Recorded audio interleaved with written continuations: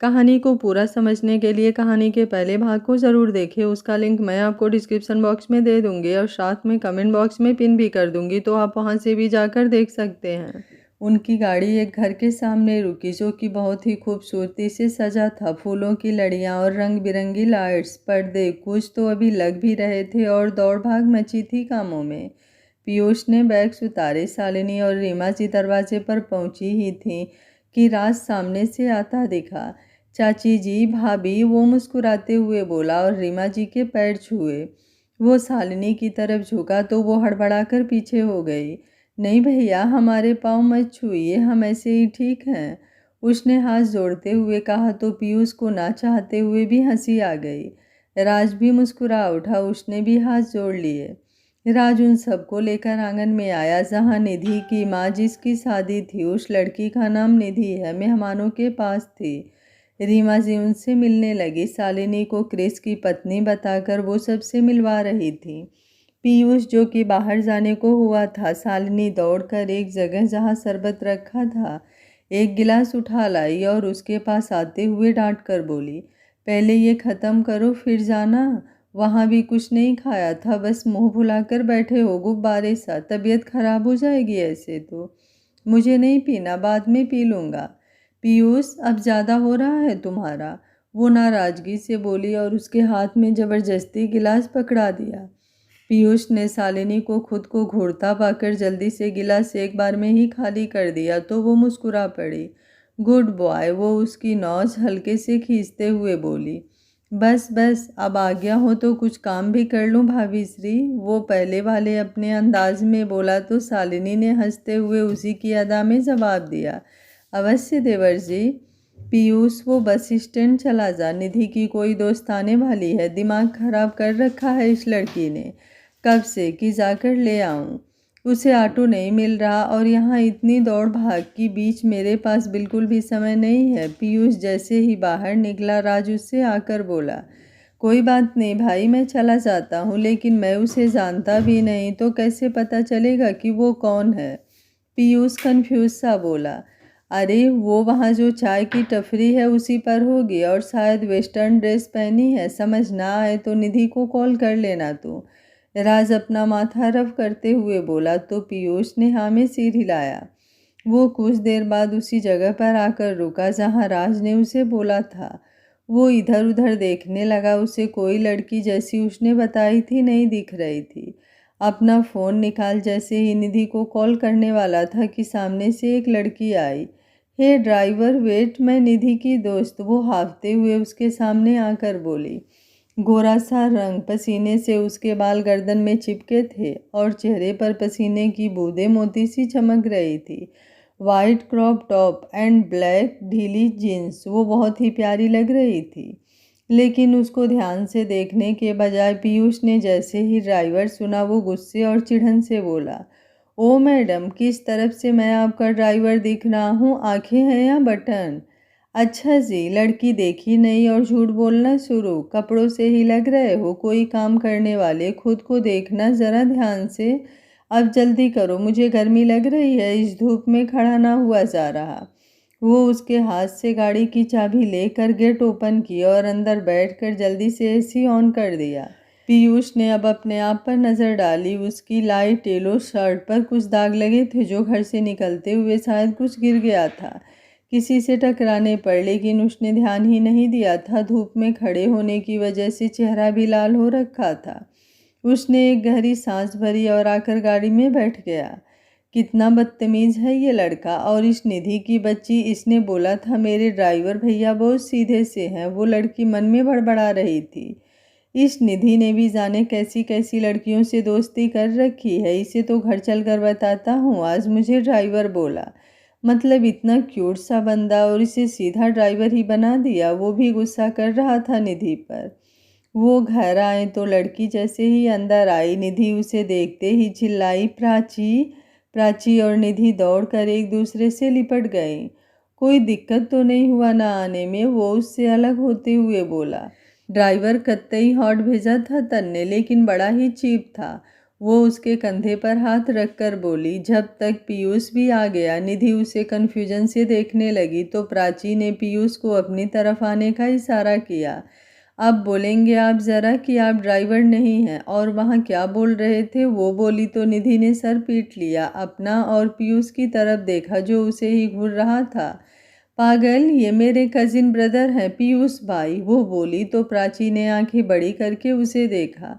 अच्छा तो रुक, मैं पानी भेजती हूँ तेरे लिए, प्यास लगी होगी, निधि ने कहा और चली गई।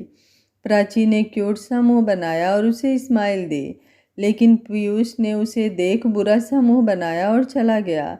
आज हल्दी थी तो शाम के समय सब रेडी हो रहे थे। रूम में प्राची निधि के रूम में थी, जिसमें शालिनी भी थी। निधि उसकी पहचान कराते हुए बोली, प्राची ये शालिनी भाभी हैं, क्रिस भैया की वाइफ, और शालिनी भाभी ये हैं शालिनी भाभी, ये मेरी दोस्त प्राची। दोनों ने मुस्कुराकर एक दूसरे को हेलो किया। शालिनी निधि को तैयार करने लगी। प्राची ने अपना फ़ोन उठाया। उसकी मम्मी का कॉल था, लेकिन नेटवर्क नहीं आ रहा था तो बालकनी की तरफ बढ़ गई। बात करते हुए उसकी नज़र इसी रूम से अटैच्ड बगल वाली बालकनी पर खड़े पीयूष पर चली गई। पीयूष की निगाह भी उस पर पड़ी तो एक पल को दोनों की नज़रें मिल गई। प्राची तो उसे देखती ही रह गई। वाइट कुर्ते में वो और भी ज़्यादा हैंडसम लग रहा था और उसकी मुस्कुराहट उसको और भी प्यारी लगी। शालिनी की आवाज़ सुन वो झट से रूम में भाग आई। शालिनी ने येलो कलर की बहुत ही खूबसूरत सी साड़ी पहन रखी थी, जो हाफ रेड थी और रेडी कलर में उसमें डिज़ाइन बनी थी, और अभी चेंज करके अपने बालों को बनाने जा ही रही थी कि प्राची बोल पड़ी, अरे शालिनी डार्लिंग, आपके बाल इतने सिल्की हैं, इन्हें ऐसे ही रहने दो और इधर आओ, आज मैं आपको रेडी करती हूँ इतने अच्छे से कि क्रिस भाई की नज़रें ही आपसे ना हटे। सिली गर्ल, कोई ज़रूरत नहीं है, मैं ऐसे ही ठीक हूँ, वैसे भी मुझे मेकअप नहीं पसंद ज़्यादा।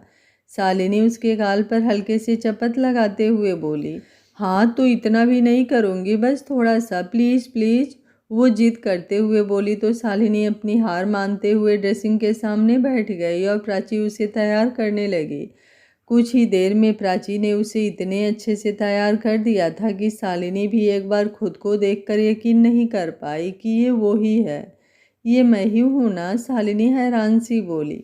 रीमा जी वहाँ आते हुए बोली, और क्या मेरी बेटी कोई कम है क्या किसी से, देखो आज सबसे ज़्यादा प्यारी लग रही है, वो बोली और काजल लेकर उसके कान के पीछे लगा दिया। शालिनी उनसे लिपट गई, आप बहुत ही अच्छी हो, लव यू माँ। उन्होंने मुस्कुराकर उसके सिर पर हाथ फेरा। मैं भी यही हूँ यार, कोई मुझे भी देख लो, प्राची नौटंकी करते हुए बोली तो रीमा जी उसको देखने लगी। शालिनी ने हंसते हुए उसे पास आने का इशारा किया और उसे भी गले से लगा लिया। हल्दी की रस्म शुरू हो गई थी। सब कुछ बहुत ही अच्छे से सजा था। प्राची और शालिनी ने निधि को भी बहुत अच्छे से तैयार किया था। उसके ससुराल से शगुन की हल्दी आते ही यहाँ हल्दी शुरू हो गई। निधि को सबने हल्दी लगाई और जब प्राची की बारी आई तो उसने उसे हल्दी से नहला ही दिया था। उसने अपने हाथ में थोड़ी सी हल्दी ली और शालिनी के गाल में लगा दिया। प्राची की बच्ची, ये क्या है, वो उसे डांटते हुए बोली। अरे डालो, आपका रंग भी निखर जाएगा, वो हंसते हुए बोली। रुक, तुझे तो मैं बताती हूँ, शालिनी ने हल्दी का कटोरा लेते हुए कहा कि वो भागने लगी। पीयूष जो कि कुछ ही दूरी पर बैठा था, वो हंस रहा था उन दोनों को ऐसे देखकर। प्राची मस्ती में भाग ही रही थी कि सामने से आते पीयूष से टकरा गई और उसके हाथों में लगी हल्दी पीयूष के चेहरे पर लग गई। क्या है ये, वो चिढ़न से बोला। बुरा न मानो, हल्दी है, कहते हुए प्राची ने अपने हाथ में लिया हुआ बाउल पूरा उसके ऊपर डाल दिया और खिलखिलाकर हंस दी। पीयूष ने खुद को देखा, वो भागने को हुई कि उसका हाथ पकड़कर खींचा तो वो हड़बड़ाहट में उसके सीने से टकरा गई। पीयूष के ऊपर लगी हल्दी अब उसे भी लग गई थी। हे भगवान, हल्दी ना हो गई, होली बनाकर रख दिया है इन बच्चों ने, तो एक महिला बोली तो सब हंसने लगे। वैसे कहते हैं दुल्हन की हल्दी अगर किसी कंवारे को लग जाए तो उसकी भी शादी जल्दी ही होती है। रीमा बहन, दूसरी बहू के आने की भी तैयारियां कर लीजिए आप, एक औरत ने कहा, जो सुन पीयूष और प्राची एक दूसरे को हैरानी से देखने लगे। प्राची झेपते हुए जल्दी से वहां से अंदर भाग गई। पीयूष अपने फ़ोन में शालिनी की फ़ोटो क्लिक कर ली और उसे क्रिस के पास भेज दिया। आज आप यहाँ होते तो देखते ही रह जाते। आपकी सालू अपने पुराने मस्ती वाले अवतार में लग रही है, जैसे शादी के पहले थी, वो खुद से ही बोला। इस येलो ड्रेस में तो बहुत ही ज़्यादा प्यारी लगती हो। शालिनी के कानों में क्रिस के शब्द गूंजे। उसकी आंखें नम हो गई। उसने अपने मंगलसूत्र को चूम लिया। भाभी, पीयूष ने उसके कंधे पर हाथ रखा तो उसने झट से अपनी आंखों की नमी को साफ कर लिया, लेकिन पीयूष देख चुका था। भाई को मिस कर रही हो? वो उसका चेहरा देखते हुए बोला तो शालिनी की आंखें भर आई। उसने इनकार में सिर हिलाया। पीयूष ने मुस्कुराते हुए उसका हाथ थाम लिया। चलिए फिर एक डांस हो जाए, वहाँ सब इतनी मस्ती कर रहे हैं और आप यहाँ क्यों आ गई? फिर वो बोला, बस यूं ही, मेरा मन नहीं है, तुम करो जाकर डांस। वो मुस्कुराने की कोशिश करते हुए बोली, चलिए आप। वो जबरदस्ती उसका हाथ पकड़ते हुए सबके बीच में ले आया। सबने मिलकर खूब डांस और मस्ती किया। हल्दी के बाद प्राची ने निधि को उसके रूम में छोड़ा। यार मुझे भी नहाना है, ये हल्दी से मुझे खुजली सी हो रही है, प्राची बोली। बगल वाला रूम खाली होगा, उसमें चली जा, निधि बोली तो प्राची ने अपने बैग से कपड़े निकाले और बगल वाले रूम में आ गई। उसने बिना देखे ही डोर लगाया और अपना दुपट्टा बेड पर फेंका। तभी पीयूष, जो कि बाथरूम में था, अपना टी शर्ट डालते हुए बाहर निकला। उसे देखते ही वो चिल्लाया, तुम? पीयूष उसकी आवाज़ सुन प्राची की भी आंखें बड़ी बड़ी हो गई। उसे बिल्कुल भी अंदाज़ा नहीं था कि वो यहाँ होगा। तुम यहाँ क्या कर रही हो? बिल्कुल भी मैनर्स नहीं है ना? एक लड़के के रूम में ऐसे घुसते हुए आ गई। वो जल्दी से टी शर्ट सही से पहनते हुए बोला। प्राची मुँह दूसरी तरफ घुमाकर खड़ी हो गई। उसकी बात सुनते ही वो उस पर बिफर पड़ी। हाँ, तो मुझे पहले से थोड़ी ना पता था कि तुम यहाँ हो, और कोई इतने भी अच्छे नहीं हो कि हर वक्त तुम्हारे आगे पीछे घूमती रहूं। पीयूष आंखें फाड़े उसे देख रहा था, क्योंकि उसकी एक भी बात उसके समझ में नहीं आई थी। ईब के आँखन के फाड़ फाड़ के देखे से वो फिर से झुठलाकर बोली, ये क्या गालियाँ बक रही हो मुझे? वो उसे दोनों कंधे से पकड़ते हुए बोला। वो कुछ बोलने को हुई ही थी कि किसी ने गेट नॉक किया। पीयूष, तू अंदर है? बाहर से रीमा जी की आवाज़ थी। यह हमारी हरियाणवी बोली से सबके पल्ले पड़े कोनी। वो बोल ही रही थी कि पीयूष ने झट से प्राची के मुंह पर हाथ रख दिया कि वो बोल ना पाए। हाँ माँ, कोई काम था क्या? अरे दरवाज़ा खोल, कुछ शगुन का सामान लेना था। मर गए, वो धीरे से बोला। आप चलो, मैं लाता हूँ। वो दरअसल अभी मैंने कपड़े नहीं पहने हैं, वो बोला तो रीमा जी जल्दी आने का बोल चली गईं। प्राची और पीयूष बहुत करीब खड़े थे। प्राची ने उसे धक्का दे दिया। के बोला तन्ने अभी? वो कुछ गुस्से से बोली। चुप कर हरियाणवी, पहले तो खुद घुस आई, अब चिल्ला रही है। अभी दरवाज़ा खोल देता तो मेरा कुछ नहीं होता, सब तुम्हें ही बोलते उल्टा सीधा, समझी? वो भी तुनकते हुए बोला। अच्छा हटो, अब मुझे जाने दो। वो उसे उसके सामने से हटाते हुए बोली। नहीं, पीयूष बोला तो वो अपनी आंखें छोटी कर उसे घूरने लगी। अरे मेरा मतलब अभी क्या बोला था वो तो बताओ। पीयूष की बात सुन प्राची को हंसी आई। उसने अपना निचला होठ दांतों से दबाया और अपनी हंसी रोकने की कोशिश करते हुए बोला, मैं क्यों बताऊं? हे हरियाणवी, देखो तुम ना बहुत ज़्यादा एटीट्यूड मत दिखाया करो। मैं यहाँ कुछ पूछ रहा हूँ और तुम भाग रही हो। पीयूष ने उसका हाथ पकड़कर खींचते हुए कहा। क्योंकि प्राची जा रही थी, संभल ना पाने से दोनों ही बिस्तर पर जा गिरे थे।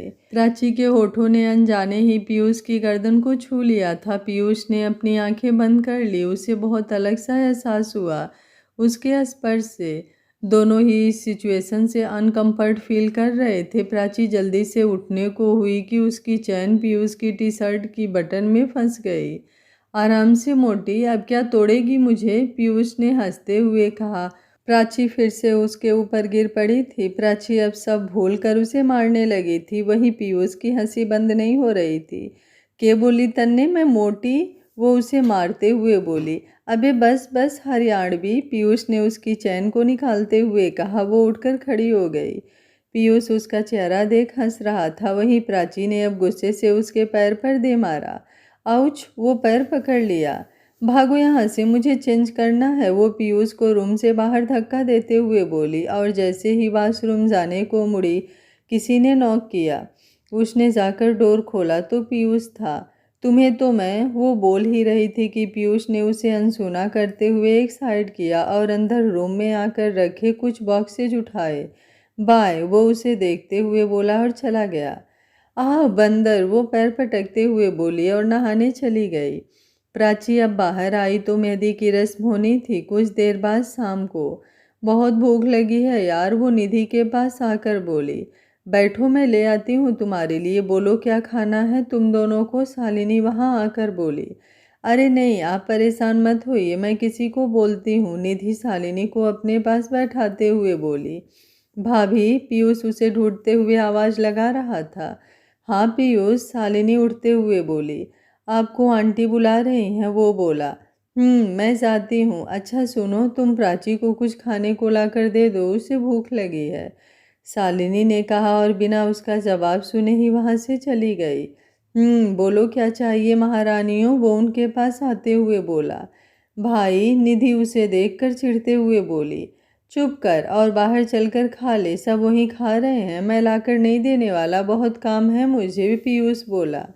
पर भाई मुझे नहीं, प्राची को खाना है, प्लीज उसे खिला दीजिए ना, मम्मी ने ज़्यादा बाहर निकलने से मना किया है, वरना मैं ही खिला देती, निधि ने मासूम सा चेहरा बनाकर कहा।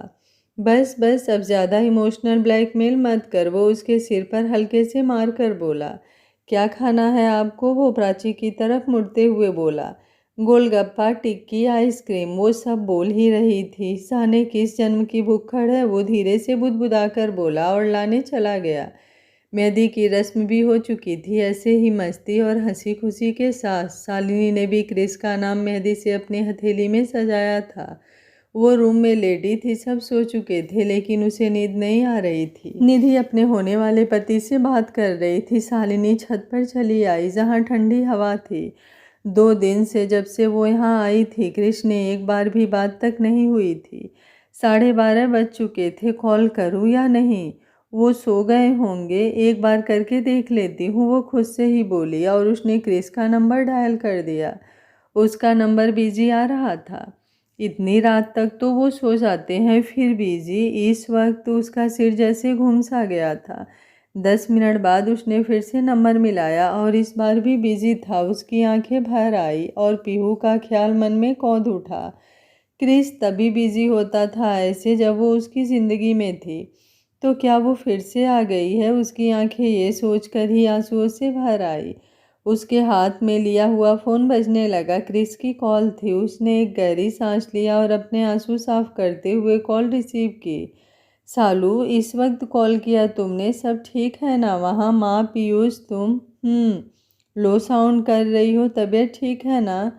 तुम आज अभी तक जाग रहे हो और फ़ोन भी बिजी था। शालिनी ने उसके सवाल को पूर्णतया इग्नोर करते हुए अपने मन में चल रहे सवालों के द्वंद्व में से आखिर कुछ पूछ ही लिया।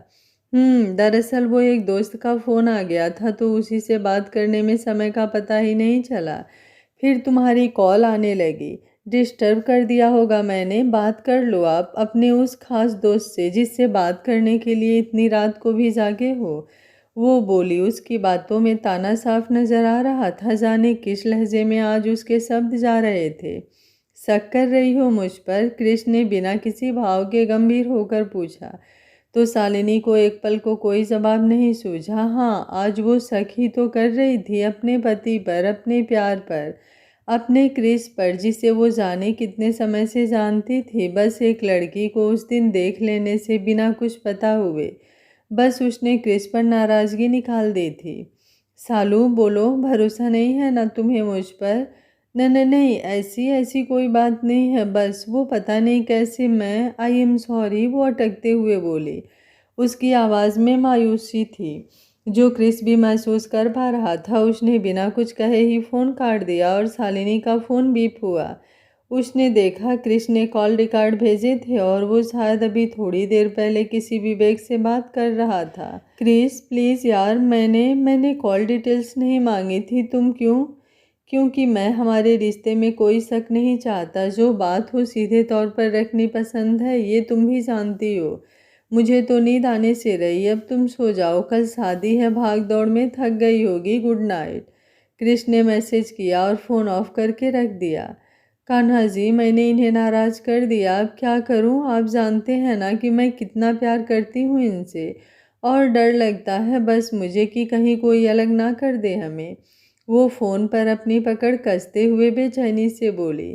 क्रिस का नंबर लगाया, लेकिन कॉल तो तब जाती ना जब फ़ोन ऑन होता। कुछ देर तक वो वहीं खड़ी रही, फिर झूले पर बैठ गई और वहीं बैठे बैठे जाने कब उसे नींद ने आ घेरा। शादी की रस्में अच्छी से पूरी हो गई थी। इन सब में प्राची और पीयूष की नोक-झोंक भी बराबर बनी हुई थी।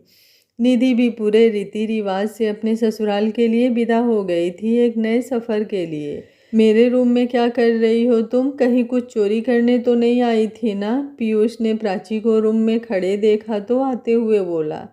अच्छा, ये तुम्हारा रूम कब से हुआ बताना ज़रा। जहाँ तक मुझे पता है तुम्हारा घर तो नहीं है ये। ओए हरियाणवी, ये मेरा रूम है, क्योंकि मैं जब भी आता हूँ इसी रूम में रुकता हूँ, समझी? वो उसे उंगली दिखाते हुए बोला। तो प्राची ने भी बड़े एटीट्यूड में उसकी उंगली में उंगली फंसा दी। प्राची ने नाक सिकोड़ती हुए उसे देखा तो पीयूष को वो बहुत ही क्यूट लगी। वो हंस दिया और अपना हाथ पीछे कर लिया। चलो अच्छा है, अब मैं जा रहा हूँ, आराम करो, कोई तंग करने वाला नहीं होगा। वो बेड पर पड़े अपने कपड़े उठाकर एक बैग में डालते हुए बोला। क्यों? वो हैरान सी तेज आवाज में उसकी बांह पकड़ खींचते हुए बोली। क्यों क्या? शादी में आया था, वो हो गई, और भाभी का एग्जाम भी है कल से, वरना एक दो दिन शायद और भी रुकते। वो शांत सी आवाज में बोला। मैं भी आज शाम को जा रही हूँ, वो बैठते हुए बोली। पीयूष ने कुछ नहीं कहा, बस हाँ में सिर हिलाया। प्राची शालिनी को छोड़कर पहली ऐसी लड़की थी जिसके सामने वो एकदम खुलकर बोलता था, लड़ता था, उसे छेड़ता, परेशान भी करता था। उसके कॉलेज की लड़कियां, चाहे वो उसकी दोस्त भी क्यों ना हो, इस पीयूष को देख कह नहीं सकती थी कि ये वही पीयूष है जो बस सबसे मतलब से ही काम रखता था। किसी से ज़्यादा घुलता मिलना इसे नहीं पसंद, क्योंकि आजकल के रिलेशनशिप उसे बिल्कुल भी नहीं भाते थे। लेकिन प्राची इन 2 दिनों में ही उसे सबसे अलग लगी थी। दोस्ती भले ना हुई हो, पर कुछ तो था, और शायद यही वजह थी कि आज यहाँ से जाने पर, प्राची से अलग होने पर उसे बुरा लग रहा था। क्यों, ये नहीं पता। शालिनी से जब प्राची गले मिली तो वो उसके गाल को छूकर बोली, कभी मौका लगे तो घर ज़रूर आना, बहुत ज़्यादा ही अच्छा लगा मुझे तुमसे मिलकर। Yes darling, why not, Prachi ने मुस्कुराते हुए कहा तो शालिनी ने उसे थप्पड़ दिखाया, क्योंकि सब उन दोनों को ही देख रहे थे। मुझे भी बहुत खुशी हुई तुमसे मिलकर शालू, तुम सच में बहुत ही ज़्यादा प्यारी हो, प्राची ने कहा। सबसे मिलकर वो सब घर के लिए निकल गए। शालिनी को फुर्सत कहाँ थी एक भी पल को। आते आते ही शाम हो गई। उसने झट से रूम में आकर साड़ी बदली और रसोई में जाकर खाने की तैयारी करने लगी। रीमा जी अम्मा के पास बैठी बतिया रही थी, उन्हें सब हाल सुनाए जा रही थी। रेखा दीदी, आप ये रहने दीजिए, आटा गूंथ दीजिए, शालिनी ने रेखा को सब्जी धोते देखकर कहा। जी भाभी, वो बोली। शालिनी ने जल्दी से चावल डाले और फिर सब्जी धुलने लगी। सबने खाना खा लिया था। शालिनी को कल की इतनी चिंता हो रही थी कि सारा काम निपटा कर बिना खाए ही वो अपने रूम में आ गई। 10:30 बज रहे थे। अपने घर होती या हॉस्टल तो वो किताब छोड़कर 1 मिनट को भी नहीं हटती थी, कुछ भी हो जाए। और एक आज के हालात थे कि कल एग्ज़ाम था और उसने 4-5 दिन से कुछ खोल कर देखा भी नहीं था। हर बार टॉप करने वाली लड़की कल के एग्ज़ाम का सोचकर ही घबरा सी रही थी। उसने एक लंबी सांस लेकर खुद को रिलैक्स करने की कोशिश की। उसने जैसे ही किताब खोली उसका फ़ोन बजने लगा। उसने देखा तो क्रिस था। इन्हें तो मैंने कल से एक बार फ़ोन भी नहीं किया, गुस्सा खुद थे, और अब कॉल भी। कहीं आज सच में रौद्र रूप तो नहीं धारण कर लिया और हम नहीं बचने वाले? वो बड़बड़ाई। हेलो, उसने कुछ डरते हुए कहा। सालू, वो बेचैन सी आवाज़ में बोला। शालिनी उसकी ऐसी आवाज़ सुन परेशान हो गई। क्रिस, क्या हुआ? तुम्हारी आवाज़ में इतनी बेचैनी क्यों है? सब ठीक तो है ना? तुम डाटा ऑन करो, मैं वीडियो कॉल लगाती हूँ। उसने हाँ में सिर हिलाया और फ़ोन कट कर दिया। कुछ ही देर में उसके पास शालिनी की वीडियो कॉल आई। शालिनी को अपने लिए परेशान देख उसके चेहरे पर मुस्कान खेल गई। हंस क्यों रहे हो? कोई जोकर नहीं बैठा यहाँ, समझे? वो कुछ नाराज़गी से बोली। सॉरी, क्रिश ने अपने कान पकड़ लिए तो वो हैरान सी उसे देखने लगी। किस बात के लिए? वो अचरज से बोली। कल तुम पर गुस्सा करने के लिए। देखो वहाँ ना होकर भी सारी झड़क तुम पर ही निकल जाती है कभी कभी। और इस टाइम थोड़ा बिजी शेड्यूल है जिस वजह से तुमसे बात भी नहीं हो पा रही। और कल तुम्हें फालतू में बोल दिया, वो गंभीर दिख रहा था। कोई बात नहीं, मुझे पता है मेरे क्रिस जी का दिल बहुत ही प्यारा है। ऊपर से सख्त हो सकता है लेकिन भीतर से मोम अम्मा की तरह। शालिनी ने कहा तो शालिनी और क्रिस दोनों ही हंसने लगे। अच्छा ये सब छोड़ो, ये बताओ कल के पेपर की तैयारी हो गई और खाना खाया तुमने कि वो भी हमेशा की तरह अपनी पढ़ाई के चक्कर में भूल गए? बस पढ़ने ही जा रही थी, शादी के चक्कर में कहाँ कुछ पढ़ा था। और खाने का क्या है, वो तो खाया था दोपहर में। अभी खाने के बाद पढ़ा नहीं जाता ज़्यादा देर। पता है मुझे कितना खाया होगा दोपहर में। सालो पागल लड़की, हेल्थ भी बहुत इम्पोर्टेंट है, दो उस पर भी ध्यान दो। जाकर खाना खा लो पहले और टेंशन मत लो। तुम इतनी समझदार होगी, तुम्हारा एग्ज़ाम वैसे ही अच्छा जाएगा। अभी मैं एक दो इम्पोर्टेंट क्वेश्चन की पीडीएफ भेज रहा हूँ, वो पढ़ लेना बस आज, और जल्दी सो जाना। तुम भी, और ख्याल रखना अपना। गुड नाइट, और जाकर खाना खा लेना। हाँ बाबा, खा लेती हूँ, गुड नाइट, वो मुस्कुरा कर बोली। Thank you so much my energy booster and love you so much. वो फ़ोन कटने के बाद वॉलपेपर पर लगी क्रिस की पिक को देख बोली। एक लड़की की ज़िंदगी शादी के बाद पूरी तरह ही बदल जाती है, जहाँ फैसले लेने से पहले अपने परिवार का सोचना पड़ता है। कोई कुछ भी कहे उसे, लेकिन ससुराल का मान सम्मान ना बिगड़े उसकी वजह से, इसलिए वो सब सह लेती है कितनी भी तकलीफ़ों में। लेकिन उसकी राह तब आसान हो जाती है जब उसका जीवन साथी उसे समझे, एक सही राह दिखाए और उसकी परवाह करे। वक्त बहुत ही तीव्र गति से दौड़ रहा था। शालिनी पढ़ाई के साथ साथ घर को भी बहुत अच्छे से संभाल रही है। क्रिस दूर रहकर भी उसकी हेल्प करता था स्टडी में। पीयूष भी नौकरी पाने की कोशिश में लगा था। देखते देखते 2 साल होने को आ गए थे। नैना अंजलि के पास ही लेटी थी। अचानक ही उसके सिर में बहुत तेज दर्द होने लगा। वो अपना सिर पकड़कर उठने लगी। उसका सिर जैसे फटा जा रहा था। उसने अंजलि को परेशान करना सही नहीं समझा और उठने की कोशिश करने लगी, लेकिन लड़खड़ाकर वो नीचे गिर पड़ी। उसका हाथ लगने से पानी का जग भी गिर गया था। आवाज़ सुनते ही अंजलि झट से उठ गई। उसने जल्दी से लाइट ऑन किया तो देखा नैना फर्श पर पड़ी लंबी लंबी सांस ले रही थी। उसकी आंखें बंद थी। भैया भैया जल्दी आइए, वो चिल्लाई और नीचे बैठ गई। नैना नैना क्या हुआ तुम्हें? वो उसे पकड़कर हिला रही थी। नैना की आंखें बंद हो गई थी। दर्श आवाज़ सुनते ही भागते हुए वहां पहुंचा। उसके मम्मी पापा भी आ गए थे। नैना, वो चीख उठा। उसने नैना का सिर अपनी गोद में रखा और उसका गाल थपथपाकर उसे पुकारने लगा। घबराहट में दर्श के हाथों में कंपन सी होने लगी थी। उसकी आंखें भर आई थी। बेटा हॉस्पिटल ले चल जल्दी से, सुमन जी ने कहा। दर्श ने सिर हिलाया और बिना एक पल की देरी किए हुए उसे गोद में उठा भागते हुए बाहर आया। ड्राइवर ने गाड़ी निकाल रखी थी। डॉक्टर अंदर उसका चेकअप कर रहे थे और बाहर सब परेशान से बैठे थे। दर्श के आंखों से ना चाहते हुए भी आंसू निकल रहे थे, जो वो सबसे छुपा कर साफ कर रहा था। जैसे ही डॉक्टर बाहर निकले, उन्होंने दर्श को अपने केबिन में आने को कहा। वो उनके पीछे चला गया। डॉक्टर प्रशांत, प्लीज़ बताइए मिस नैना कैसी हैं और ऐसे अचानक क्या हुआ उन्हें? दर्श परेशान सा बोला। प्रशांत ने उसे बैठने का इशारा किया तो दर्श सामने रखी चेयर पर बैठ गया।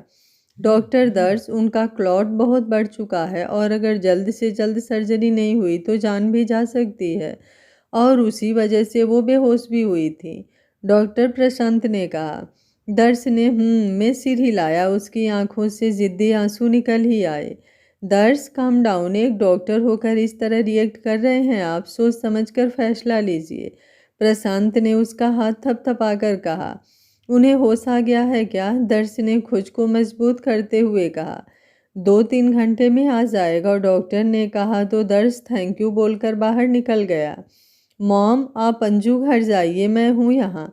वैसे भी ज़्यादा लोग नहीं रुक सकते। नैना कैसी है? और इस वक्त तुम्हें अकेला छोड़कर हम घर कैसे जाएंगे? मैं और अंजू भी यहीं रुकेंगे, सुमन जी बोली। मॉम, अभी वो बेहोश है, सुबह तक होश आएगा, तब तक यहाँ रहकर क्या करेंगी आप? और हो सकता है कल सर्जरी भी करनी पड़े, वो उन्हें समझाते हुए बोला।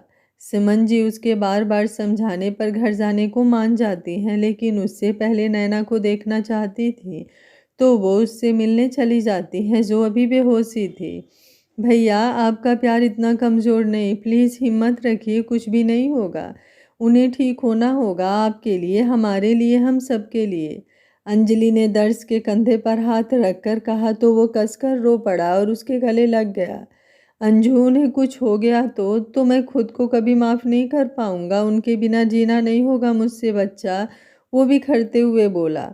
अंजलि की भी आंखें बह उठी हमेशा स्ट्रांग दिखने वाले अपने भाई को यूं टूटा हुआ देखकर, लेकिन फिर भी वो उसे दिलासा दे रही थी। फिर वो सुमन जी के साथ चली गई। दर्श ने धीरे से डोर खोला। ढेरों मशीनों से घिरी नैना बेड पर बेहोश पड़ी थी। हाथ में ड्रिप लगी थी जिससे ग्लूकोज जा रहा था। दर्श ने एक लंबी सांस ली और आकर उसके पास रखे स्टूल पर बैठ गया। नैना का एक हाथ उसने अपने हाथों के बीच ले लिया और एक से उसके सिर पर हाथ फेरा। उसके हाथ को अपने होठों से लगा लिया। क्यों नहीं मानती मेरी बात? इतनी जिद कह रहा हूँ कब से कि सर्जरी करा लेते हैं, लेकिन आपको कुछ सुनना कहाँ होता है। अपना ना सही कभी मेरा ही सोच लिया करो कि क्या होगा आपके बिना। आपको ऐसे देखकर जान निकली जा रही है मेरी। डॉक्टर प्रशांत ने बोला कि अगर जल्द से जल्द सर्जरी नहीं हुई तो प्लीज़ जल्दी ठीक हो जाइए। आपके साथ कितने ख्वाब सजाए हैं इस दिल ने। अभी तो हमें सारी उम्र साथ गुजारनी है और आप अभी से साथ छोड़ना चाह रही हैं। नैना प्लीज़ से समथिंग। उसकी आंखों से झरझर आंसू गिरने लगे और उसने अपने सिर नैना के ऊपर रख लिया। उसे खुद से चिपका लिया था दर्श ने, मानो वो चली जा रही हो। खुद को संभालते हुए कुछ देर बाद दर्श उससे अलग हुआ और अपने आंसू साफ किए। कुछ नहीं होगा आपको, हर बार आपकी जिद नहीं चलेगी अब, वो बोला। वो बस अब उठकर डॉक्टर के पास गया और उन्हें कल ही सर्जरी करने को कह दिया। सारी रात वो उसका हाथ थामे बैठा रहा। सुबह के टाइम नींद ने घेरा ही था कि नैना की आह की आवाज़ से वो झट से सीधा हो बैठा। उसे होश आ चुका था। दादा दर्श जी, वो टूटी फूटी आवाज़ में बोली। यही हूँ, ठीक लग रहा है ना? अब पेन तो नहीं हो रहा ना? वो उसका सिर सहलाते हुए बोला तो उसने इनकार में सिर हिलाया। ऐसे कोई करता है क्या? आपको पता है मैं कितना डर गया था, वो डांट लगाते हुए बोला तो नैना की आंखों में आंसू आ गए, लेकिन होठों पर मुस्कान सजी थी। उसने हौले से अपना हाथ दर्श के हाथ पर रख दिया। ठीक हूँ अब मैं, वो धीरे से बोली। हॉस्पिटल क्यों लाएं? बस थोड़ा सा सिर दर्द ही तो हो रहा था और फिर पता नहीं कैसे चक्कर आ गए, वो दोबारा से बोली तो दर्श कुछ गुस्से से बोला। सिर्फ सिर दर्द और चक्कर, सब कुछ जानते हुए भी इतनी लापरवाही कैसे कर सकती हैं आप? जानती हैं कल जरा सी देरी से क्या हो सकता था? ज़्यादा से ज़्यादा मर जाती। वो बोल ही रही थी कि दर्श ने गुस्से से उसके दोनों बाजू पकड़ अपनी तरफ खींचा। उसे इस वक्त उसकी आंखें गुस्से से लाल थी, जो देख नैना भी डर गई थी। दर्श जी छोड़िए पेन, वो बोली। अच्छा अब आपको दर्द हो रहा है, और जब बार बार ये अनाप शनाप बोल मुझे दर्द देती हैं उसका क्या? आपके लिए नहीं होगी आपकी ज़िंदगी की कोई कीमत, लेकिन मेरा ये जो दिल है ना, वो इस चेहरे की हंसी देखकर ही धड़कता है। जरा सी भी तकलीफ होती है आपको तो लगता है किसी ने सिर पर वार कर दिया हो मेरे। और एक आप हैं जिन्हें बार बार मरने की ही बात लानी होती है। क्यों नहीं दिखता आपको कि कितनी मोहब्बत करता हूँ आपसे? क्यों नैना? नैना की आंखों में आंसू देख उसने अपनी पकड़ ढीली कर दी और चुप हो गया, और वो उसे छोड़ते हुए तुरंत उसके वार्ड से बाहर निकल गया। वहीं नैना के दिमाग में बस उसके कहे शब्द ही गूंज रहे थे। नैना की सर्जरी होनी थी आज, लेकिन अभी भी उसके कानों में दर्श के कहे शब्द गूंज रहे थे। ये क्या बोल कर गए दर्श जी? ये सब कैसे हो सकता है? परेशान हो इसलिए बोल गए हो, वो खुद को तसल्ली दिलाते हुए बोली। तभी अंजलि और सुमन जी आ गई और उससे बातें करने लगी। दिमाग खराब हो गया है मेरा, क्या बोलाया मैं उनसे? वो इस हाल में है और मैं क्या कर रहा हूँ?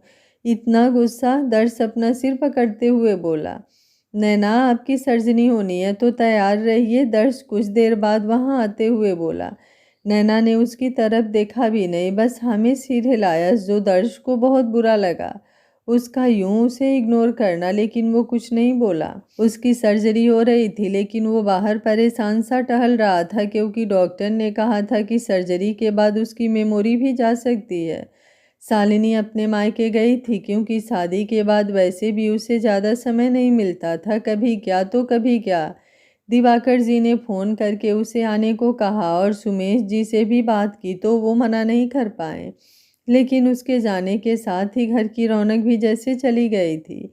पीयूष ने अभी घर में कदम रखा ही था कि सुमेश जी की गुस्से भरी आवाज़ सुनकर रुक गया। कहाँ गए थे? दोस्त का जन्मदिन था तो सब बाहर गए थे पार्टी के लिए। हाँ, बस घूमने का बोल दो, किसी ना किसी बहाने से। इतना पढ़कर भी क्या फ़ायदा, पढ़ाई पूरी हो गई लेकिन एक ढंग का काम तक नहीं मिला। अपने क्रिस भाई से ही कुछ सीखो, कितनी मेहनत की उसने और हम सब का सिर गर्व से उठा दिया है। और एक तुम हो जिसमें बस बचपना भरा है अभी तक। कभी सोचा है आगे की ज़िंदगी के बारे में? वो आज जाने कहाँ का गुस्सा उस पर उतार रहे थे। मैं पीयूष हूँ, क्रिस भाई नहीं। और मुझे भी अपने भविष्य की उतनी ही चिंता है। कोशिश तो कर रहा हूँ, अब नहीं हो रहा चयन तो क्या करूँ? वो भी उसी लय में बोला। बात करने की भी तमीज़ अब तो नहीं बची ना तुम में। वो डांट ही रहे थे कि पीयूष का फ़ोन बजने लगा। उसने कट कर दिया। सुमेश जी कुछ बोलने को हुए ही कि फ़ोन दोबारा बज उठा। इसे बंद करो अभी, वो गुस्से से बोले। क्यों बच्चे पर गुस्सा निकाल रहा है पीयूष बिटवा, तुम जाओ, अम्मा आते हुए बोली। पीयूष बिना बोले अपने रूम में आया। उसका मूड खराब हो चुका था बुरी तरह से। उसका फ़ोन फिर से बज उठा। उसने देखा कोई अननोन नंबर था, जिससे ये तीसरी बार कॉल थी। उसने रिसीव किया। हेलो, किसी लड़की की आवाज़ आई। कौन बोल रही हैं आप? और ऐसा कौन सा बिजली गिर पड़ी है जो बिना रुके बस बजाए जा रही हैं बजाए जा रही हैं? अरे, अगर कोई नहीं रिसीव कर रहा है, कट कर रहा है, तो मतलब वो कहीं बिजी होगा। लेकिन नहीं, आप सबको तो बस वो झल्लाते हुए सारा गुस्सा बस इस कॉल पर अब निकाल रहा था। सही कहा, मैं इडियट हूँ जो तुम जैसे गधे के पास कॉल किया, जिसे बस फ़ोन उठाते ही सुनाना आता है, चमगादड़ कहेगा। वो लड़की बेहद गुस्से और नाराज़गी से बोली। देखो, तुम जो भी हो, बकवास बंद करो अपनी। मेरा मूड पहले ही खराब है और गुस्सा ना दिलाओ तुम। मैं तेरे छू तू बहू हूँ, मन्ने सच्ची में लागे है तू पागल से। और खराब करन खातिर होना भी चाहिए जो तेरे दौरे से कोनी। वो हंसकर बोली। पीयूष ने तुनकते हुए कॉल कट कर दिया। उसने ध्यान ही नहीं दिया। जाने कहाँ कहाँ से आ जाते हैं सिर खाने। एक तो पापा को मैं वैसे ही निकम्मा नालायक लगता हूँ, और अब ये कॉल। वो बड़बड़ाया और पानी पीने लगा। अचानक ही उसे कुछ ध्यान आया और पानी मुंह से बाहर आ गिरा। ओ तेरी, ये वो हरियाणवी तो नहीं थी? लास्ट में उसकी ही तरह बोल, उसकी भाषा में, और जैसे लड़ रही थी। उसने अब जल्दी से बेड पर पड़ा अपना फ़ोन उठाया और वो नंबर सेव किया और प्रोफाइल चेक किया तो लड़की की पिक थी, लेकिन हाइड फेस था। उफ, ये लड़कियां और इनके नखरे। अब ये नया फैशन जाने कौन सा चला रखा है, ये चेहरा छुपा कर रखने वाला। उसने कुछ सोचकर उसी नंबर पर कॉल लगाया, लेकिन उसने रिसीव नहीं किया। पक्का, अब तो पता चल गया कि ये हरियाणवी ही है, कहते हुए उसके होंठ मुस्कुरा उठे। लेकिन इसे नंबर कहाँ से मिला मेरा, वो भी इतने दिन बाद? वो चौंकते हुए खुद से बुदबुदाया। क्रिस इधर अपने रूम में पैकिंग कर रहा था। उसके चेहरे पर बहुत ही प्यारी मुस्कान थी। उसका चेहरा देखकर ही अंदाज़ा लगाया जा सकता था कि वो किस कदर खुश था। आखिर वो हो भी क्यों ना। इतने समय बाद, 2 साल के बाद वो अपने घर जो आ रहा था, उसने किसी को भी इस बारे में नहीं बताया था कि वो आने वाला है। सालू बहुत परेशान किया है इतने दिन से, कभी यादों में तो कभी ख्वाबों में तो कभी फ़ोन पर। अब देखते हैं क्या रिएक्शन होगा मुझे अचानक सामने देखकर। वो मन ही मन खुश होते हुए बोला। यहाँ आने के बाद से शालिनी की दूरी ने उसके और सालू के बीच कुछ हद तक बहुत कुछ बदल दिया था। अब झिझक नहीं महसूस होती थी क्रिस को भी कोई। रीमा जी और बाकी सब मंदिर में इकट्ठा थे। सुबह की पूजा हो ही रही थी, अभी की बाहर किसी के गाड़ी रुकने की आवाज़ आई। आरती हो चुकी थी। रीमा जी सबको प्रसाद देने के बाद थाल रखने ही वाली थी कि आवाज़ आई। मुझे प्रसाद नहीं मिलेगा क्या माँ?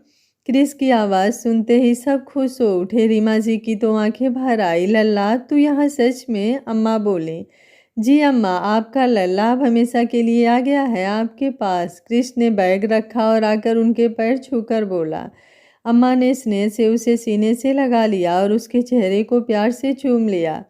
उसके बाद वो सुमेश जी से मिला, फिर रीमा जी की तरफ मुड़ा तो उन्होंने उसे अपने गले से लगा लिया। वो काफ़ी भावुक हो चुकी थी। आने वाला था तू तो बताया तक नहीं, रीमा जी बोले। बता देता तो ये आपके चेहरे पर इतनी खुशी कहाँ से देख पाता, वो मुस्कुराकर बोला। अब आ गया हूँ तो प्लीज़ रोना बंद कीजिए वरना बाढ़ ही आ जाएगी आज तो आपके आंसुओं से, वो माहौल हल्का करने के लिए बोला तो रीमा जी ने उसके गाल पर धीरे से मारा। बदमाश कहीं का, वो बोली। सब थे वहाँ बस एक को छोड़कर जिसे क्रिस की नज़रें तलाश रही थी। क्या देख रहे हो भाई, अपना ही घर है, गलत जगह थोड़ी आए हो, पीयूष ने मजाकिया अंदाज में कहा। चुप कर तू, वो चिढ़ते हुए बोला। हाँ, हाथ मुंह धो आओ, तब तक मैं कुछ खाने को बना देती हूँ, रीमा जी ने कहा तो उसने हाँ में सिर हिलाया। कुछ देर सुमेश जी के पास बैठा रहा, फिर रूम में जाने लगा तो पीयूष भी आ गया। सालू कहाँ है, दिख नहीं रही, क्रिश ने अब उससे पूछ ही लिया। आपको नहीं पता?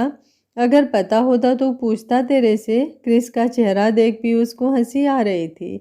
मेरे प्यारे जल कुकड़े भाई, मेरी सालू, क्रिस उसे घूरने लगा। मतलब आपकी अर्धांगिनी और मेरी भाभी श्री। तू रहने ही दे, मैं माँ से पूछ लूँगा। अरे गुस्सा क्यों हो रहे हो, वो तो अपने मायके गई हैं, अभी एक दिन पहले ही तो गई हैं। ये अच्छा है, मैं इसके लिए पहले आया कि सरप्राइज़ दे सकूं, और ये मैडम मुझे ही सरप्राइज़ देकर बैठी हैं वहाँ जाकर। पगलेट है ये लड़की, एक नंबर की। बताना भी ज़रूरी नहीं समझा कि अपने घर जाने वाली है। मुझे क्या कहीं भी जाए, मैं क्यों इतना परेशान हो रहा हूँ, वो खुद में अजीब सा मुँह बनाते हुए बड़बड़ा रहा था। वैसे भाई, आपका सरप्राइज़ पूरी तरह से ख़राब भी नहीं हुआ है। पीयूष, तू भाग यहाँ से वरना मार खा जाएगा। अगर जले पर नमक छिड़कने का काम हो गया हो तो निकल मेरे रूम से, क्रिस उसे बाहर करते हुए बोला। अरे भाई, बात तो सुनो, मैं कह रहा था भाभी को तो अभी भी नहीं पता है कि आप आए हो, तो वहाँ जाकर भी उन्हें सरप्राइज दे सकते हो, वो दरवाजे से लटकते हुए बोला, क्योंकि क्रिश बंद करने वाला था दरवाज़ा।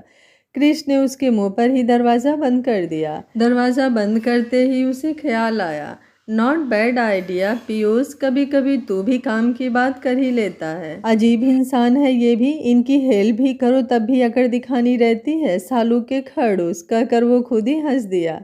उसने अपना फ़ोन निकाला और कॉल लॉग्स देखा तो उसमें प्राची की कॉल आई थी। उसने सीधे वीडियो कॉल ही लगा दिया। प्राची ने वो कट करके कॉल किया। वीडियो कॉल क्यों कर रहे थे? क्यों किया जाता है बुद्धू, मन हो रहा था देखने का तुम्हें। पीयूष का ये कहना ही जैसे उसकी धड़कनों को बढ़ा दे गया। रिसीव करो, क्यों देखना, ऐसे ही बातें करो, करनी है तो, वरना रहने दो, वो खुद को शांत करने की कोशिश करते हुए बोली। रहने दो फिर, और सॉरी, पीयूष ने बुझी सी आवाज़ में कहा और फ़ोन रख दिया। कल से जब प्राची का फ़ोन आया था तभी से जाने क्यों उसे तलब सी जैसे चढ़ी थी उसे देखने की। व्हाट्सएप पर तो उसने फ़ोटो लगा नहीं रखी थी, और वो ऐसे कहता तो जाने क्या सोचती वो अब एकदम बढ़ा ही था कि देखा प्राची की वीडियो कॉल थी। उसके बुझे चेहरे पर जहां भर की चमक आ गई।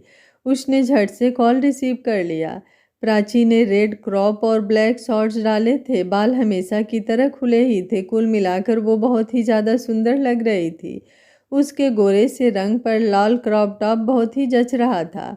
अब क्या इतनी बुरी लग रही हूँ कि एक शब्द भी नहीं बोल पा रहे, वो आंखें तरेड़ते हुए बोली। कितनी खूबसूरत लग रही हो, ये तो मेरी निगाहों से पूछो जो इस चेहरे को बस देखना चाहती हैं, वो बेख्याली में बोला। क्या? वो चौंकते हुए बोली तो जैसे पीयूष होश में आया। मैंने कहाँ कुछ बोला, लगता है तुम्हारे ही कान बज रहे हैं। अच्छा ये सब छोड़ो और ये बताओ मेरा नंबर कहाँ से मिला तुम्हें, पीयूष ने कहा। मैं प्राची हूँ, मेरे लिए ये बाएं हाथ का काम है, वो बड़ी ही अदा में अपने बालों को झटकते हुए बोली तो पीयूष मुस्कुरा दिया। अच्छा, तो मिस प्राची को इतने दिन बाद, लगभग 2 सालों बाद, इस नाचीज से कौन सा काम पड़ गया जो याद किया? बड़ी ही चीजी लाइंस थी, मुँह बिचकाते हुए बोली। पीयूष को किसी ने आवाज़ दी, जो सुन वो बोला, बाद में बात करता हूँ, शायद कोई बुला रहा है। प्राची ने ओके बोल कॉल रख दिया। मुझे भी नहीं पता मैं क्यों कर रही हूँ ये, लेकिन जाने क्यों बस तुम्हारी फिक्र होती है, मन हुआ बात करने का तो कर दिया। वरना नंबर तो पिछले 2 साल से था, जब शालिनी भाभी ने मेरे फ़ोन से तुम्हें कॉल किया था तभी सेव कर लिया था। प्राची फ़ोन कटने के बाद खुद से लेटते हुए बोली और अपने पिलो को हग कर लिया। इधर शालिनी विधि के साथ बैठी थी। उसके मम्मी पापा कहीं बाहर गए थे कुछ काम से। वो अकेली थी तो विधि को बुला लिया। विधि ने मोबाइल में गाना चलाकर रख दिया था और शालिनी को डांस के लिए बोल रही थी। विधि, तू जानती है ना कि मुझसे ये सब नहीं होता, शालिनी ने मना करते हुए कहा। सब हो जाएगा, बस हल्के फुल्के स्टेप होकर मज़ा आएगा, बाकी मैं हूँ ना, वो शालिनी का हाथ पकड़ खींचते हुए बोली और अपने साथ डांस कराने लगी। पहले तो शालिनी ने मना किया, लेकिन फिर वो मस्ती में झूमकर बच्ची बन गई थी। उसने अपना दुपट्टा कमर में बांध लिया और गाने की धुन के साथ थिरकने लगी। उड़ जा काले कावा तेरे मुँह बीच खंड पावा, ले जा तू संदेशा मेरा मैं सदके जावा। ये बस गाना ही नहीं था, शालिनी के भाव थे जो चल रहे थे। क्रिस की उससे इतनी लंबी जुदाई का दर्द। वो गोल गोल घूमते हुए डांस के स्टेप्स कर रही थी कि आंगन के दरवाजे से पीठ लगाए, हाथ बांधे, क्रॉस लेग किए, लबों पर मुस्कुराहट लिए हुए उसके कान्हा क्रिस था। उसके पैर जम से गए थे, अविश्वास से देख रही थी वो। क्रिस, उसके होठ बुदबुदाए। जीजू, विधि उसे देखते ही खुशी से चिल्लाई। शालिनी को तो ये मन का भ्रम लग रहा था, लेकिन अब विधि की आवाज़ से यकीन हुआ तो आंखें भर आई। रुक क्यों गई? कितना अच्छा तो डांस कर रही थी, क्रिस अब आते हुए बोला। अच्छा था ना, मैं इसे कब से बोल रही थी, लेकिन ये सुन ही नहीं रही थी, फिर बड़ी मिन्नत के बाद मानी, विधि हंसते हुए बोली। बहुत अच्छा था, क्रिस ने मुस्कुरा कर कहा। शालिनी बस चुप सी उसे देख रही थी। क्रिस की नज़र अब उसकी भरी आंखों पर जा रुकी। विधि ने उन दोनों को एक दूसरे को देखता पाया तो उन्हें अकेले छोड़ना ही सही समझा। मैं चाय बनाती हूँ, आप बैठिए, कहकर उसने कुर्सी चारपाई के पास रख दी। क्रिस ने हाँ में सिर हिलाया। सालू, क्रिस ने उसकी तरफ कदम बढ़ाते हुए कहा। मैं पानी लाती हूँ, प्यास लगी होगी, वो अटकते हुए बोली। 2 साल बाद, पूरे 2 साल बाद वो उसके सामने था। वो अपनी भावनाओं पर नियंत्रण नहीं कर पा रही थी। उससे लिपट जाना चाहती थी। हाँ, वो सच में ये एहसास पाने के लिए उसको चूम लेना चाहती थी। जाने कितने ही भावनाओं का ज्वार उमड़ पड़ा था उसके मन में। वो रसोई की तरफ जाना चाह रही थी, लेकिन पाँव ही नहीं बढ़ रहे थे। क्रिस ने एक झटके में उसे खींचकर अपने सीने से लगा लिया। कुछ तो था उसके भी मन में। वो इस कदर उसे बेचैन किए थे अपनी सालू से मिलने को। वो भी उसको महसूस करना चाहता था। शालिनी एक लड़की थी और उसके लिए पहल करना ये आसान नहीं था, क्योंकि उनका रिश्ता भी तो अलग सा था। क्रिस ने ही झिझक छोड़कर उसे बाहों में भर लिया। उसके सिर को अपने सीने से लगा, उस पर अपने बाहें कस ली। शालिनी ने भी उसे कसकर थाम लिया। वो अब रोक नहीं पाई खुद को और उसका सहारा पाते ही तेजी से आंसू रोके हुए जो थे वो बहने लगे। जाने क्यों क्रिस की आंखें में भी नमी आ गई थी। उसने रोका नहीं, बल्कि उसे अपना मन हल्का कर लेने दिया और उसे और कसकर अपनी बाहों में भींच लिया और सुकून से अपनी आंखें बंद कर लिया। इन 2 सालों में इस पल के लिए कितना तड़पा था वो भी। जब भी उसे वीडियो कॉल पर देखता था, मन करता था कि उसे गले से लगा ले, उसे अपने सीने में छुपा ले। आगे क्या होगा इस कहानी में जानने के लिए देखते रहिए कहानी का अगला भाग। अगर आपको कहानी अच्छी लग रही है तो वीडियो को लाइक, शेयर एंड चैनल को सब्सक्राइब कर लीजिएगा। Thank you for watching. मिलते हैं कहानी के अगले भाग में।